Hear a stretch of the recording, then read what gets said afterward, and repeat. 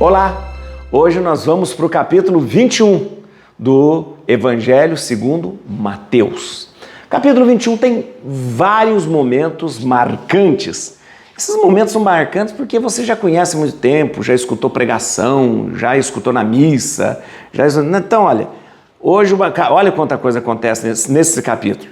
A entrada de Jesus em Jerusalém, lembra? Montado num burrinho. Vem montado num burrinho, entra ali pelo lado do Monte das Oliveiras, pelo lado de Betfagé. Depois tem um momento em que Jesus chega no templo e expulsa todo mundo, os comerciantes, principalmente os cambistas. Depois tem aquela figueira, Jesus passa, ai, me dá figo, não tem figo, pá, faz a figueira secar. Depois tem aquela questão dos dois filhos que Jesus conta, aquela história muito interessante. Um fala que vai trabalhar, o outro fala que não vai, o que falou que não vai foi, né? E depois Jesus termina esse capítulo aqui, Jesus contando a parábola dos lavradores assassinos, aqueles que tinham uma vinha, o pai mandou mandou os mensageiros mandaram isso e tal, até mandar o filho e mataram até o filho. Então, olha quanta coisa acontece num capítulo só. Vamos ler então? Vamos ler que tem muita coisa interessante aqui para a gente entender. Cada gesto de Jesus tem um simbolismo, né? Você vai perguntar, você já parou para pensar, por que Jesus amaldiçoou aquela figueira? Por que Jesus amaldiçoou aquela figueira? Engraçado. Jesus deu um piripaque em Jesus? Não, vamos entender direitinho, tá bom? Vamos lá, gente? Dá um like no vídeo, tá sabendo esse joinha aqui, dá um like nele, beleza? Beleza. Agora compartilha esse vídeo, convida as pessoas para caminhar com a gente, lendo e aprofundando na palavra de Deus. Vamos lá? Bíblia na mão, Espírito Santo no coração. Vamos ler então o capítulo 21. Olha quanta coisa aconteceu. Primeira entrada de Jesus em Jerusalém. Aproximavam-se de Jerusalém quando chegaram a Betfagé, perto do Monte das Oliveiras. Jesus enviou 2 de seus discípulos, dizendo-lhes: ide à aldeia que está de fronte, encontrareis logo uma jumenta amarrada e com ela seu jumentinho. Desamarrai-os e trazei-mos. Se alguém vos disser qualquer coisa, respondei-lhe que o Senhor necessita deles e que ele, sem demora, os devolverá. Assim, neste acontecimento, cumpriam-se o oráculo do profeta. Dizei à filha de Sião: eis que teu rei vem a ti, cheio de doçura, montado numa jumenta, num jumentinho, filho da que leva o jugo. Os discípulos foram e executaram a ordem de Jesus. Trouxeram a jumenta e o jumentinho e cobriram-no com seus mantos e fizeram-no montar. Então, a multidão estendia os mantos pelo caminho, cortava ramos de árvores e espalhava-os pela estrada. E toda aquela multidão que o precedia e que o seguia clamava: Hosana ao filho de Davi. Bendito seja aquele que vem em nome do Senhor. Hosana no mais alto dos céus. Quando ele entrou em Jerusalém, alvoroçou-se toda a cidade, perguntando: quem é este? A multidão respondia: é Jesus, o profeta de Nazaré da Galileia. Agora a expulsão do templo. Jesus entrou no templo e expulsou dali todos aqueles que se entregavam ao comércio. Derrubou as mesas dos cambistas e os bancos dos negociantes de pombas. E disse-lhes: está escrito, minha casa é uma casa de oração, mas vós fizestes dela um covil de ladrões. Os cegos e os coxos vieram a ele no templo e ele os curou, com grande indignação dos príncipes, dos sacerdotes e dos escribas que assistiam seus milagres e ouviam os meninos gritarem no templo: Hosana ao filho de Davi. Disseram-lhe eles: ouves o que dizem eles? Perfeitamente, respondeu-lhes Jesus. Nunca lestes essas palavras? Da boca dos meninos e das crianças de peito tiraste o vosso louvor. Depois os deixou e saiu da cidade para hospedar-se em Betânia. Agora a figueira. De manhã, voltando à cidade, teve fome e, vendo uma figueira à beira do caminho, aproximou-se dela, mas só achou nela folhas e disse-lhe: jamais nasça fruto de ti. E imediatamente a figueira secou. À vista disso, os discípulos ficaram estupefatos e disseram: como ficou seca no instante a figueira? Respondeu Jesus: em verdade vos declaro que se tiverdes fé e não hesitardes, não só fareis o que foi feito a esta figueira, mas ainda se disserdes a esta montanha: levanta-te daí e atira-te ao mar, isso se fará. Tudo o que pedires com fé na oração, vós o alcançareis. Agora sobre a autoridade de Jesus.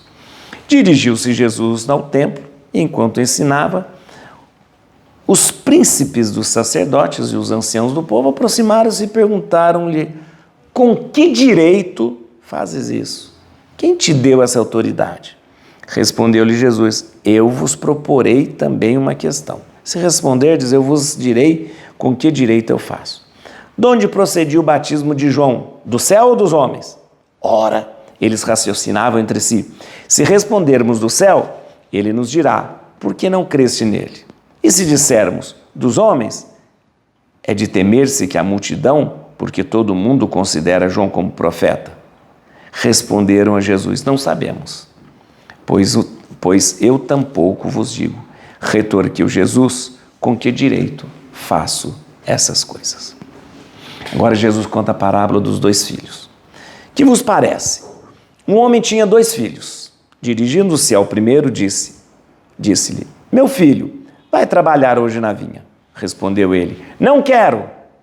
Mas em seguida, tocado de arrependimento, foi.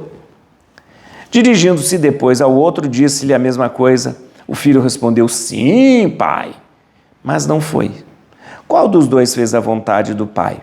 O primeiro, responderam-lhe. E Jesus disse-lhes: em verdade vos digo, os publicanos e as meretrizes vos precedem no reino de Deus.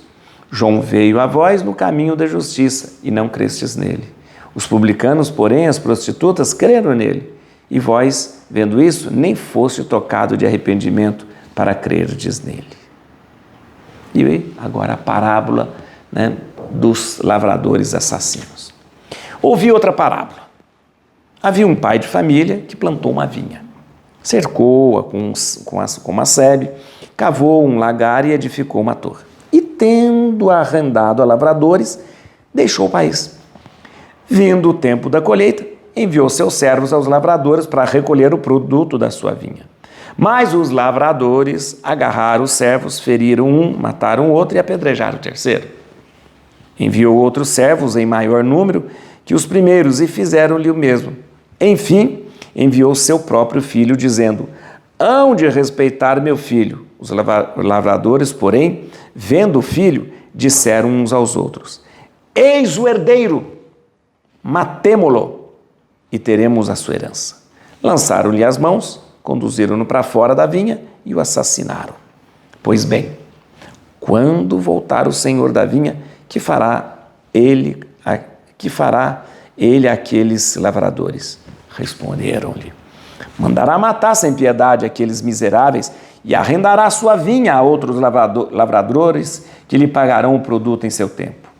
Jesus acrescentou: nunca lestes nas Escrituras a pedra rejeitada pelos construtores tornou-se a pedra angular? Isto é obra do Senhor e é admirável aos nossos olhos. Por isso vos digo: será tirado de vós o reino de Deus e será dado a um povo que produzirá os frutos dele. Aquele que tropeçar nesta pedra far-se-á em pedaços, e aquele sobre quem ela cair será esmagado. Ouvindo isso, o príncipe dos sacerdotes e os fariseus compreenderam que era deles que Jesus falava e procuravam prendê-lo, mas temeram o povo que o tinha por um profeta. Muito bem, vamos lá que cada momento aqui é muito importante da gente entender. Então eu vou explicar um por um dos momentos. Vamos começar pela entrada de Jesus em Jerusalém. Muito bem, vai acontecer um momento em que será cumprida aquela escritura lá do tempo de Zacarias. Lembra que Zacarias que falou que o Messias deveria entrar em Jerusalém montado num jumentinho. Muito bem, o que acontece? Aproximavam-se de Jerusalém quando chegaram a Betfagé, perto do Monte das Oliveiras. Jesus enviou 2 de seus discípulos. Muito bem, vamos lá, vamos entender. Então você acompanhou comigo desde os outros capítulos. Jesus saiu da Galileia e Jesus está descendo aqui, vindo aqui para Jerusalém. Então saiu da Galileia, passou o Jordão, desceu pelo lado, do outro lado do Jordão, passando pela Pérea e entra por Jericó para chegar a Jerusalém. Está entrando por Jericó para chegar a Jerusalém. Então Jesus vem lá de Jericó, E ele chega a Betfagé. Onde que fica Betfagé? Betfagé fica na encosta do Monte das Oliveiras, na encosta leste do Monte das Oliveiras. Então, praticamente está em Jerusalém. Deixa eu mostrar no mapa aqui. Aqui, ó. Jericó está aqui, não está? Então, ó, Jesus entrou por Jericó, aconteceu aquele monte de coisa perto de Jericó, aquela coisa toda. Então, Jesus vem de Jericó para Jerusalém. E aqui já está Betfagé. Betfagé, ele fica encostado no Monte das Oliveiras, no lado leste do Monte das Oliveiras. Do lado de Betfagé está uma outra aldeia muito querida por Jesus, Betânia. Olha que interessante, Betânia. Então nós temos Betfagé, bem do lado do Monte das Oliveiras, e temos pertinho de Betfagé, Betânia. Betânia é a casa de Marta, Maria e Lázaro que Jesus gostava de ficar, bem ali aos arredores de Jerusalém. Então é por Betfagé que Jesus chega, que está na encosta do Monte das Oliveiras. Interessante que a palavra Betfagé, que significa casa, Betlehem, casa do pão. Betlehem, casa do pão. Betfagé é casa dos figos que não estão maduros. Betfagé, casa dos figos que não estão maduros, né? É o nome desta vila, tá? Então, Jesus vem por ali, bem do lado leste do Monte das Oliveiras, e ele fala, ó, vai na frente ali e arruma um jumentinho para que eu possa entrar. E Jesus diz assim, ó, se alguém vos disser qualquer coisa, respondei-lhe que o Senhor necessita deles e que sem demora os devolverá. A palavra Senhor é um título, né, messiânico. Senhor significa o próprio Deus, o Senhor. A Bíblia, quando usa Senhor, está já identificando Jesus como Deus.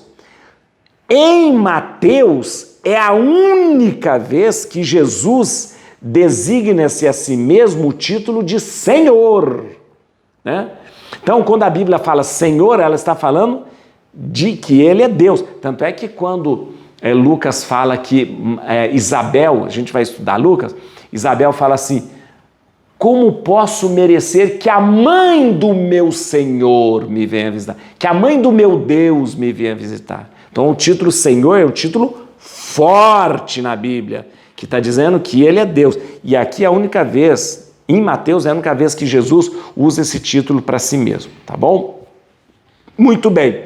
E aí Jesus entra em Jerusalém montado num jumentinho. Olha que interessante a lembrança da profecia. Dizei à filha de Sião, eis que teu rei vem a ti, cheio de doçura, montado num jumento, filho de quem leva o jugo. Zacarias, capítulo 9, versículo 9. Muito bem. Esta é a visão profética da entrada do rei messiânico na sua cidade. A cidade de Jerusalém é de quem? É do Messias. Então é o próprio Messias entrando na sua cidade. O Messias entra na sua cidade. Presta atenção nisso que eu vou falar agora. Presta atenção agora que eu vou falar. O Messias entra na sua cidade não montado num cavalo imponente dos generais, dos imperadores. Não. Ele usa uma montaria de quem? Dos patriarcas. da Bíblia, dos patriarcas de Israel. Como é que os patriarcas se locomoviam? Os patriarcas, Abraão, Isaac, Jacó, como é que eles se locomoviam, os patriarcas de Israel? O próprio Davi, né? Como é que se locomovia? Eles se locomoviam montado em jumentos. Jumentos. Então, o rei messiânico que entra na sua cidade não entra montado num cavalo de um general, o imperador, mas usa uma montaria dos patriarcas de Israel, um jumentinho. Né? E aí as pessoas gritam, e toda aquela multidão que o precedia e que o seguia clamava: Hosana ao filho de Davi, bendito seja aquele que vem em nome do Senhor, Hosana ao mais alto dos céus. Presta atenção que nessa expressão, Hosana ao filho de Davi, bendito aquele que vem, tem muita coisa interessante aí. Primeiro, Hosana. Que palavra é essa, Hosana? Hosana, né, é uma palavra que vem da expressão Roshakna, Roshakna, Roshakna, que é uma expressão pedindo a salvação. Dá-nos a salvação, salvai-nos. A expressão, né, Roshakna, que depois virou Roshna, depois virou Hosana, ela é uma expressão onde as pessoas pediam a salvação. Dá-nos a salvação. Antes, era um grito de apelo dirigido a quem? Ao rei. Isso era um grito de pedido ao rei no 7º dia da festa das tendas, que as pessoas faziam agitando os ramos. Então, olha que interessante. No 7º dia da festa das tendas, as pessoas cortavam ramos e agitavam os ramos dizendo Roshakna, Roshakna, Roshakna, ou seja, dá-nos a salvação. Mas era um pedido feito ao rei e fazia parte da festa das tendas no 7º dia. Muito bem. As pessoas agora pedem ao rei Messias, Roshakna, dá-nos a salvação. E aí que você vai entender uma coisa. Eles estão pedindo não para qualquer rei.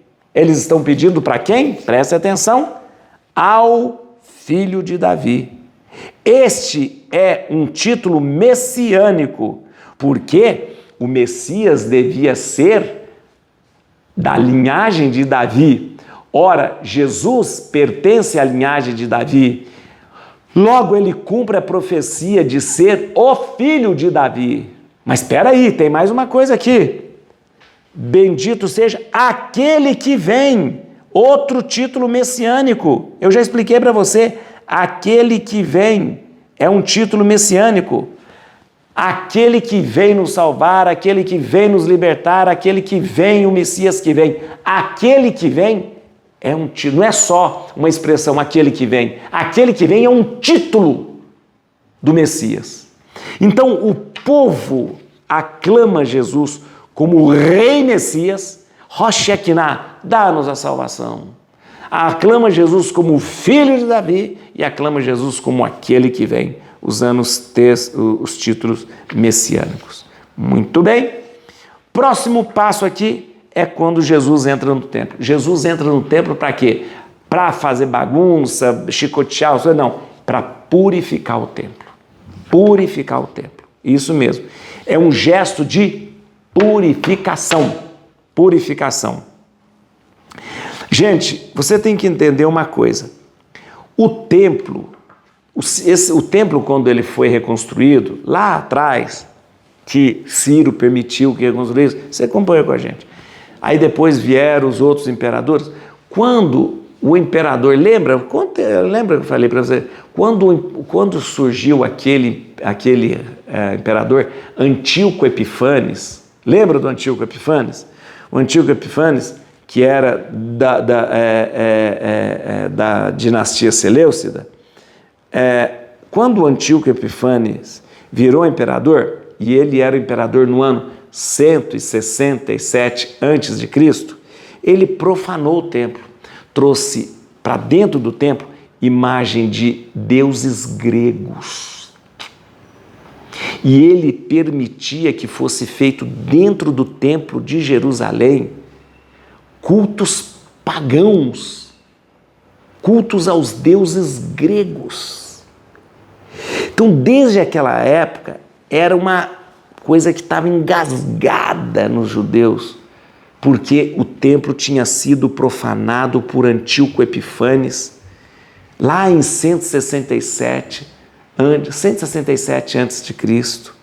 E os judeus esperavam um dia essa purificação. Então, na verdade, Jesus, ele faz, de certa forma, esta purificação do templo, já que o templo foi profanado por Antíoco Epífanes 176 anos antes, né? E os judeus esperavam esta purificação. Jesus purifica o templo. Mas Jesus purifica do seu modo, porque Jesus acha um absurdo aquele monte de gente ali naquele pátio na frente do templo, vendendo pomba, vendendo animal e o pior, cambistas. Deixa eu te explicar por quê agora, por que Jesus se escandaliza. Os cambistas era a coisa mais sem vergonha que tinha naquela época. Por quê? Muito bem. As pessoas vinham para Jerusalém para as festas. Festa da tenda, festa da Páscoa e tal. E aí o que eles iam fazer em Jerusalém? Eles iam oferecer sacrifício. Tá. E você oferece sacrifício como? Com um animal. Tá. Mas você vem de longe. Você vai trazer um boi? Não vai. Você vai trazer uma cabra? Não vai. Então as pessoas falavam assim, deixa que eu compro lá em Jerusalém, eu compro uma cabra, eu compro uma pomba, ou eu compro um boi, né, dependendo das posses da pessoa, ela vai comprar. Então ela fala assim, vamos fazer o seguinte, em vez da gente levar daqui a cabra, a ovelha, a pomba, a gente compra lá, leva o dinheirinho lá para a gente compra lá. Só que chegava, presta atenção, chegava no templo, tinha lá para vender ovelha, cabra, pomba, tudo para vender. Só que para você comprar, você tinha que usar a moeda do templo. E aí como que você fazia? É igual você vai para um lugar, tem que usar dólar, só vendemos em dólar, né? Tem que usar a moeda do templo. O que você fazia? Fala, mas a minha moeda não é do templo, a minha moeda não é do templo. Você faz, não, tem um cambista ali, pode trocar.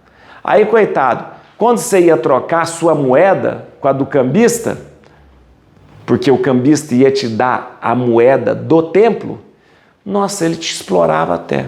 A sua moedinha, coitada, não valia nada. Por quê? Porque eles pegavam a taxa de câmbio da moeda do templo e botavam lá em cima. Para quê? Para explorar. Então aquilo era uma exploração dos diabos. Meu filho, uma exploração primeiro porque eles botavam o preço dos animais lá em cima. Já que você veio de longe e não trouxe animal, você tem que comprar animal para oferecer serviço, o preço dos animais é lá em cima. Quando você ia trocar o seu dinheiro nos cambistas, eles botavam a taxa de câmbio lá em cima. Para quê? Jesus chega, derruba a mesa, Jesus vai nos cambistas, bem com sangue nos olhos, assim, atrás dos cambistas. Chega nos cambistas, derruba a mesa dos cambistas, derruba toda aquela coisa e fala, vocês transformaram a minha casa no covil de ladrões. Negociante de pomba, de animal, de tudo isso. Derrubou tudo aquelas coisas todas. Né? Derrubou. E aqui, os estudiosos dizem que tem duas coisas muito importantes. Primeiro, Jesus então purifica o templo, já há um tempo que o povo queria essa purificação, desde Antíoco Epífanes, mas são duas coisas que os estudiosos falam. Primeiro, esse gesto de Jesus pode significar uma coisa. No templo acabou, passou o tempo do templo, não existe mais templo, porque Jesus se coloca como o próprio templo. Uma coisa que ele vai fazer depois, presta atenção, ele vai falar assim, destruir esse templo e eu reerguerei em 3 dias. Ou seja, o templo não é mais importante, o sacrifício não é mais importante, porque vai existir somente um único e eterno sacrifício, o sacrifício da cruz. Tá, Jesus poderia estar dizendo isso, mas também é um grande protesto contra os cambistas e os comerciantes que transformou um lugar de oração num lugar de comércio. E aí, para a maioria dos estudiosos, diz que Jesus resgatou o sentido original do templo, ser casa de oração. Se você ali é casa de oração, ali não é casa de vender, ali não é casa de comércio e ali não é casa de cambista. Então, com esse gesto, Jesus faz, eu acredito que Jesus faz as duas coisas. Primeiro ele fala, gente, está chegando o fim do templo, não precisa de mais templo, porque vai existir um único eterno sacrifício. E o segundo momento, o objetivo de Jesus é dizer o seguinte, nós vamos recuperar o sentido do templo, casa de oração. Casa de oração, tá bom? Muito bem. Vamos lá, tem coisa aqui ainda, vamos lá. Ah, tá bom. Aí ele fala um negócio muito interessante que eu tinha que falar para vocês aqui, ó. Quando ele derruba, certo? Os cegos e os coxos vieram a ele no templo e ele os curou. Isso que é muito importante. Por quê? Porque Jesus restaurou o sentido do templo. O sentido de ser uma casa de oração para todos. Por quê? Porque segundo Levíticos, capítulo 21, versículo 18, os coxos e os cegos, eles não podiam ser sacerdotes. E aí sim eles eram excluídos. Só que depois, porque os coxos e os cegos não podiam ser sacerdotes, o templo começou a excluir os coxos e os cegos. Sabia? Ficou escandalizado, né? É. Aí o que acontece? Existia lá atrás, em Levítico 21, 18, coxo e cego não pode ser sacerdote, porque tem um defeito. Assim eles pensavam. Muito bem. Só que esta exclusão começou a generalizar. E aí os coxos e os cegos não podiam chegar no templo porque tinham uma deficiência. E aí Jesus, quando restaura o sentido do templo, ele manda vir todo mundo, coxo, cego e tal, e ele vai curar. Por quê? Porque o templo é para todos. E o templo estava excluindo os cegos e os coxos, porque eles tinham um defeito, uma deficiência. Uma deficiência. Agora olha que absurdo, né? Muito bem. Aí vamos lá para o versículo 17. Depois os deixou e saiu da cidade para hospedar-se em Betânia. Lembra que eu te expliquei onde ficava Betânia? Betânia ficava pertinho de Betfagé. Onde? Na encosta do Monte das Oliveiras, do lado leste do Monte das Oliveiras. Era uma vila. Betânia, uma vila agradabilíssima. Deixa eu te explicar uma coisa. Quando as pessoas vinham para as festas em Jerusalém, normalmente eles não ficavam hospedados em Jerusalém, porque é muita gente. Então eles se hospedavam nas vilas ao redor. Então eles ficavam nas vilas, além de ser mais barato também, porque hospedar em Jerusalém era caríssimo. Então, quando você vinha para a festa, então ao invés de ficar dentro da cidade de Jerusalém, você se hospedava nas vilas ao redor. E uma vila que Jesus gostava muito de se hospedar era Betânia. Tinha lá os amigos dele, Marta, Maria, Lázaro, lá, e Betânia era gostoso, era lá do lado leste do Monte das Oliveiras, gostoso, um lugar muito gostoso, Jesus ficava lá.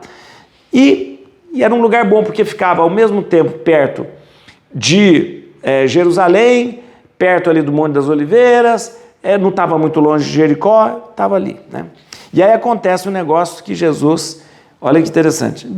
Aí Jesus estava lá em Betânia, aí ele volta para Jerusalém. No caminho para Jerusalém, de manhã, voltando à cidade de Jerusalém, teve fome. Vendo uma figueira à beira do caminho, aproximou-se dela, mas só achou nela folhas e disse-lhe, jamais nasça fruto de ti. Imediatamente a figueira secou. Você acha estranho esse episódio? Muito bem, vou te explicar uma coisa. Aqui tem um sentido muito interessante. Teologicamente, a figueira é vista como os edifícios vistosos de Jerusalém. Então, na verdade, o exemplo da figueira que Jesus usa é o seguinte: está vendo essa figueira? Só tem folha. Folha bonita, né? Está vendo Jerusalém? Olha lá embaixo. Jerusalém só tem prédio bonito, só tem construção bonita. Está vendo essa figueira? Cadê os frutos dessa figueira?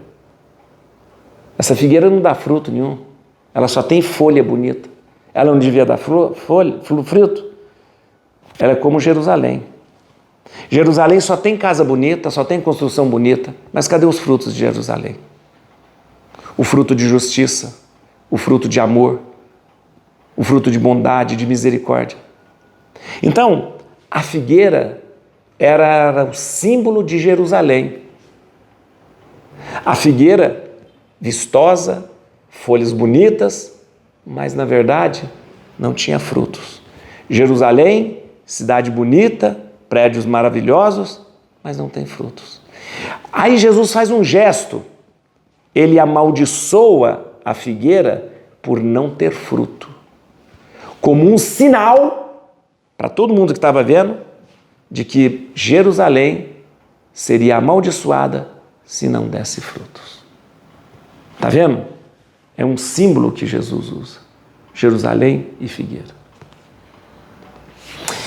Muito bem, vamos lá. Aí passa para aquela questão, da onde vem essa autoridade de Jesus? Né? Jesus ao templo, enquanto ensinava, os príncipes e sacerdotes anciãos do povo aproximaram e perguntaram: com que direito faz isso? Quem te deu essa autoridade? Isso estava incomodando já o pessoal, gente. Já estava incomodando esse negócio. O pessoal estava se voltando para Jesus, ficando ao lado de Jesus, escutando Jesus, tá? Já estava incomodando ali os sacerdotes e tal. E eles vêm e perguntam: da onde vem essa autoridade? Essa pergunta é muito interessante, porque é o seguinte: as pessoas queriam saber, quando falava de autoridade, elas queriam saber quem é que deu autoridade para a pessoa. E a autoridade viria de 3 lugares. A autoridade podia vir de Deus, podia vir de Satanás ou podia vir dos homens. Então, na cabeça da população daquela época, principalmente na cabeça dos sacerdotes, é o seguinte: ou a autoridade vem de Deus, Deus é que colocou a autoridade em você, ou a autoridade vem do diabo, é Satanás que está dando autoridade para você, ou a autoridade vem dos homens, ou seja, você foi escolhido por um cargo político, né? E aí, essa é a pergunta: da onde vem essa autoridade? Sua autoridade vem de Deus? Sua autoridade vem de Satanás? Ou sua autoridade vem do homem? É quando Jesus propõe aquele raciocínio, na verdade, Jesus faz uma pegadinha com eles, agora é Jesus que faz a pegadinha, né? Da onde vem o batismo de João? Do céu, ou seja, de Deus, ou dos homens?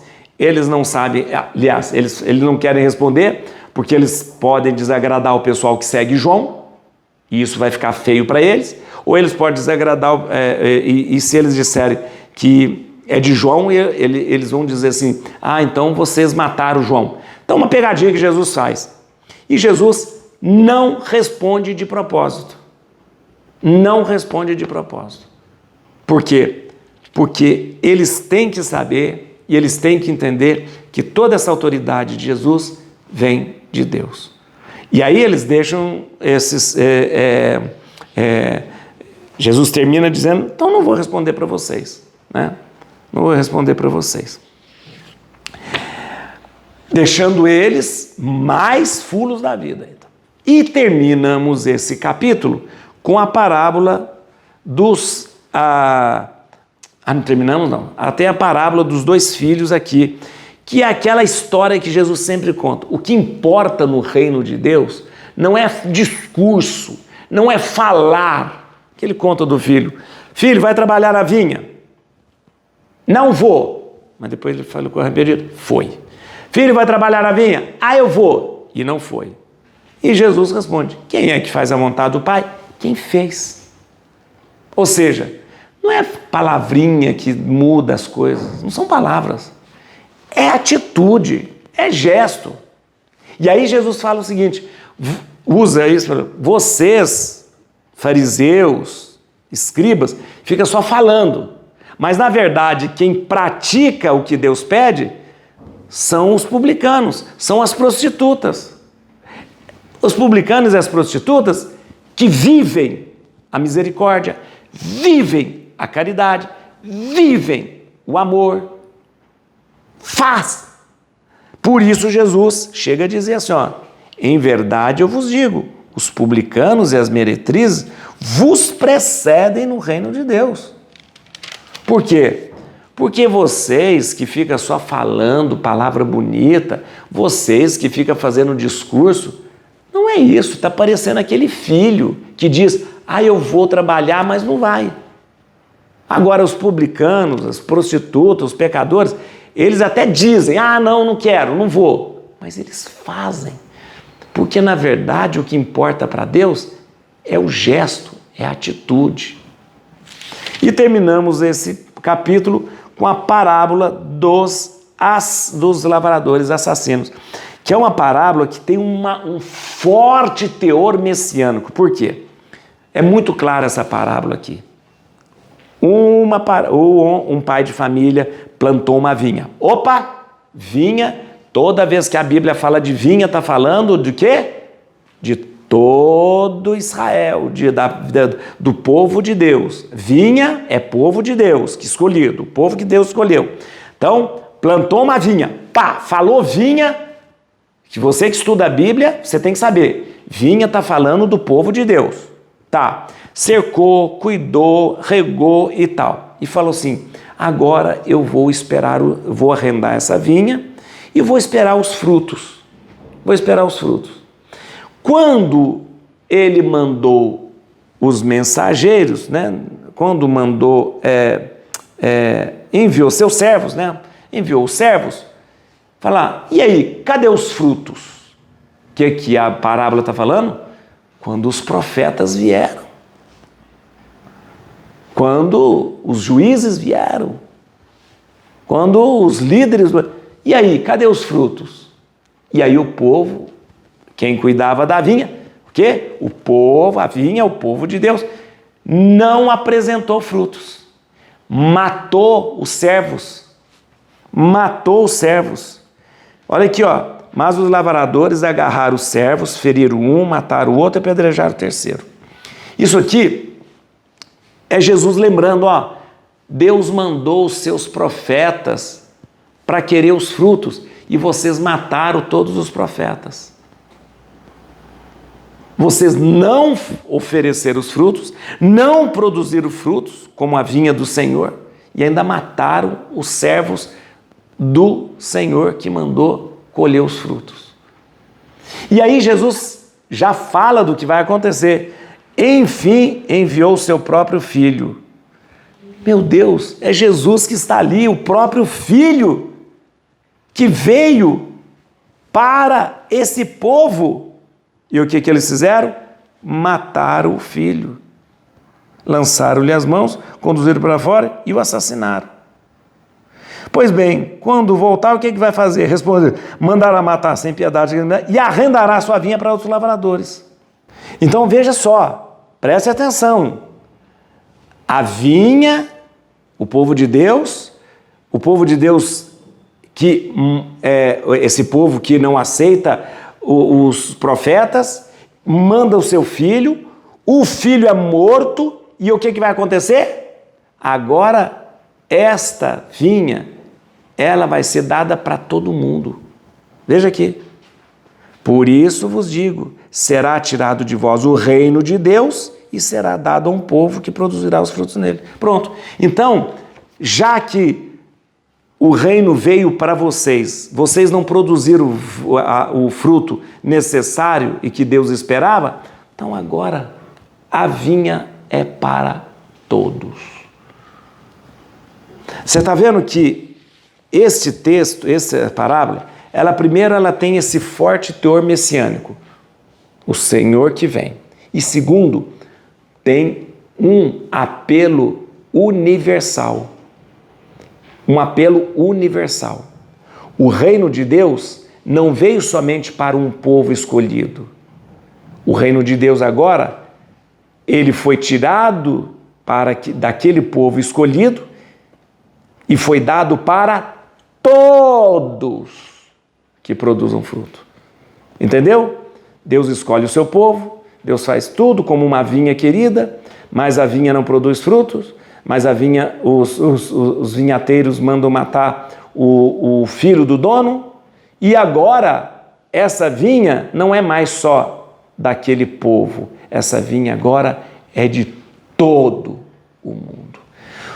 Ao mesmo tempo que temos um forte teor messiânico, nós temos nessa parábola o caráter universal da Igreja de Cristo. A Igreja de Cristo agora não é para um povo, mas é para todo o mundo. Et crucem Domini fugit partes adversae, vici te leo de tribuda radix Davide. Aleluia.